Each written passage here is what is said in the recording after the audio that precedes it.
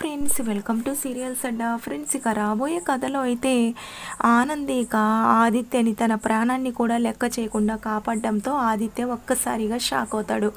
ఏంటి ఆనంది ఇది, నీకేమన్నా అయ్యి ఉంటే అని అంటాడు గట్టిగా. దాంతో ఆనంది, నాకేమైనా పర్వాలేదు ఆదిత్య గారు, మీరు బాగుండాలి, ఎందుకంటే నా ప్రాణమే మీరు, మీరు బాగుంటే నేను బాగున్నట్టే అని అంటుంది. ఆ మాటకి ఆదిత్యకి ఏం మాట్లాడాలో కూడా అర్థం కాదు. ఒక్కసారిగా షాక్లో ఉండిపోతాడు. ఆ తర్వాత ఆనంది గురించి ఆలోచిస్తూ, ఆనంద్ ఏంటి నా పైన ఇంత ప్రేమని పెట్టుకుంది, రేపటి రోజున నాకు నయమయ్యాక నేను తనని, మనది అగ్రిమెంట్ పెళ్ళే కదా, నువ్వు వెళ్ళిపోమ్మంటే ఆనంది పరిస్థితి గురించి ఆలోచిస్తుంటేనే నాకు చాలా భయమేస్తుంది. ఆనందితో అసలు ఈ విషయం గురించి మాట్లాడాలి, తనకి నచ్చజెప్పాలని డిసైడ్ అవుతాడు. ఇక ఆనంది మాత్రం ఆదిత్య పైన జరిగిన అటాక్ గురించి ఆలోచిస్తూ, కార్ తనంతట తానే అలా రావడం నాకెందుకో ఇదంతా ఎవరో కావాలని చేస్తున్నానని అనిపిస్తుంది. అయినా ఇక్కడ నాకు శత్రువులు ఎవరున్నారో నాకు అర్థం కావడం లేదు. ఆదిత్య గారి పైన ఎందుకు అలా అటాక్ చేయించారు, ఏంటి అసలు ఇదంతా, నాకు కిటికీ దగ్గర కూడా ఎవరో ఉన్నట్టు అనిపించింది, అసలు ఏం తెలియడం లేదని బాధపడుతూ ఉంటుంది. శ్రీను, ఏంటమ్మాడి ఒంటరిగా ఇక్కడ కూర్చొని ఏం చేస్తున్నావు అని చెప్పడంతో, శ్రీను, నాకెందుకో ఆదిత్య గారిపైకి అలా కారు రావడం ఎవరో కావాలని చేశారని అనిపిస్తుందని అంటుంది.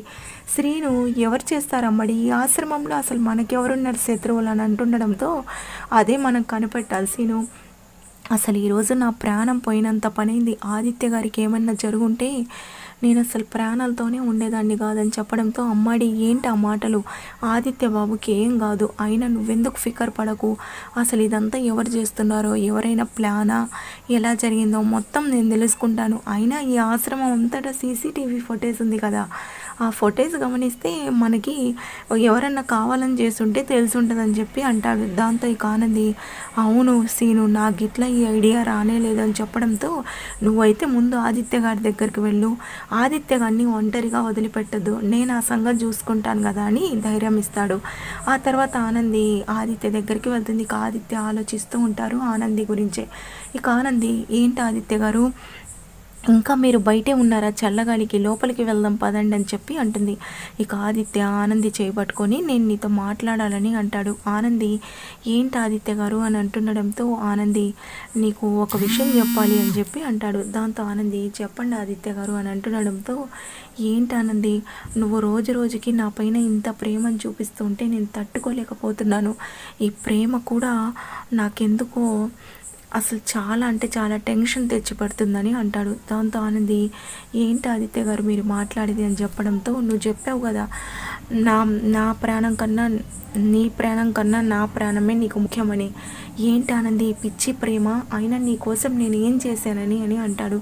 దాంతో ఆనంది, ఏంటి ఆదిత్య గారు అలా మాట్లాడతారు, మన ఇద్దరం భార్యాభర్తలం, భార్యగా మీ పైన నాకు ప్రేమ ఉండదా, ఇందులో ఏముంది అని చెప్తుండడంతో, అది కాదానంది, నువ్వు ఇలా ఎమోషనల్గా నా పైన ఇంత ప్రేమని పెంచుకుంటే అని చెప్పి అంటాడు.